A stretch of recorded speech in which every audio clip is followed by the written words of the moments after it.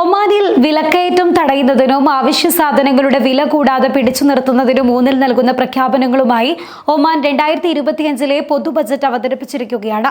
വിലക്കയറ്റം തടയുന്നതിന് അവശ്യ സാധനങ്ങൾക്കുള്ള സബ്സിഡികൾക്കായി ഒമാൻ സുൽത്താനേറ്റ് 2025 ബജറ്റിൽ 1.58 ബില്യൺ റിയാലാണ് അനുവദിച്ചിരിക്കുന്നത്. അഥവാ $4.1 ബില്യൺ.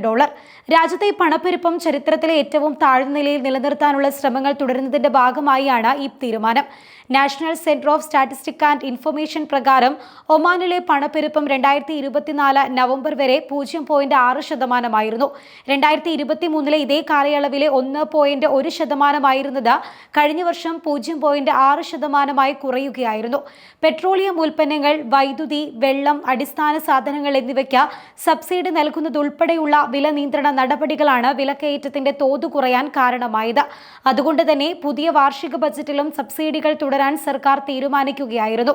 ഇതിന്റെ ഭാഗമായി സാമൂഹിക സംരക്ഷണ പദ്ധതിക്കായി 557 മില്യൺ റിയാൽ നീക്കിവച്ചതായി ഒമാൻ ധനകാര്യമന്ത്രി സുൽത്താൻ സലീം അൽ ഹബ്സി ഒരു പ്രസ്താവനയിലൂടെ അറിയിക്കുകയും ചെയ്തിരുന്നു.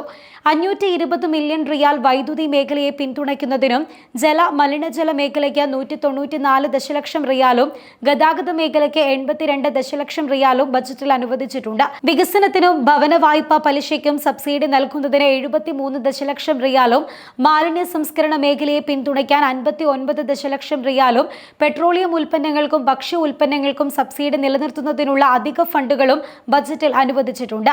രാജ്യത്ത് സാമ്പത്തിക സ്ഥിരത ഉറപ്പുവരുത്തുന്നതിനൊപ്പം പണപ്പെരുപ്പ സമ്മർദ്ദങ്ങളിൽ നിന്ന് പൗരന്മാരെ സംരക്ഷിക്കുകയെന്ന ലക്ഷ്യത്തോടെയുള്ള സർക്കാർ നയത്തിന്റെ ഭാഗമാണ് ഈ നടപടികളെന്ന് അൽ ഹബ്സി പറയുകയും ചെയ്തിട്ടുണ്ട്. എണ്ണവില ശരാശരി ബാരലിന് $60 കണക്കാക്കിയാണ് ധനകാര്യ മന്ത്രാലയം ബജറ്റ് തയ്യാറാക്കിയിരിക്കുന്നത്. ഈ വർഷം ഏകദേശം 11.18 ബില്യൺ റിയാൽ വരുമാനമാണ് ബജറ്റിൽ പ്രതീക്ഷിക്കുന്നത്. 2024 കണക്കാക്കിയ വരുമാനവുമായി താരതമ്യം ചെയ്യുമ്പോൾ ഇത് 1.5% കൂടുതലാണ്. പൊതുകടങ്ങളുടെ തിരിച്ചടവിനായി 1.834 ബില്യൺ റിയാലും ബജറ്റിൽ വകയിരുത്തിയിട്ടുണ്ട്. ഈ വർഷം കുറഞ്ഞത് 3% GDP വളർച്ചാ നിരക്ക് കൈവരിക്കാൻ ഈ ബജറ്റ് ലക്ഷ്യമിടുകയും ചെയ്യുന്നുണ്ട്. മൊത്തം ചിലവുകൾ 1.3% വർദ്ധിച്ച് 11.8 ബില്യൺ റിയാലായി ഉയരുമെന്നാണ് പ്രതീക്ഷിക്കുന്നത്. മൊത്തം ചിലവിന്റെ 42% സാമൂഹിക ക്ഷേമത്തിനും ആവശ്യ മേഖലകൾക്കുമായി അനുവദിച്ചിരിക്കുന്നത്.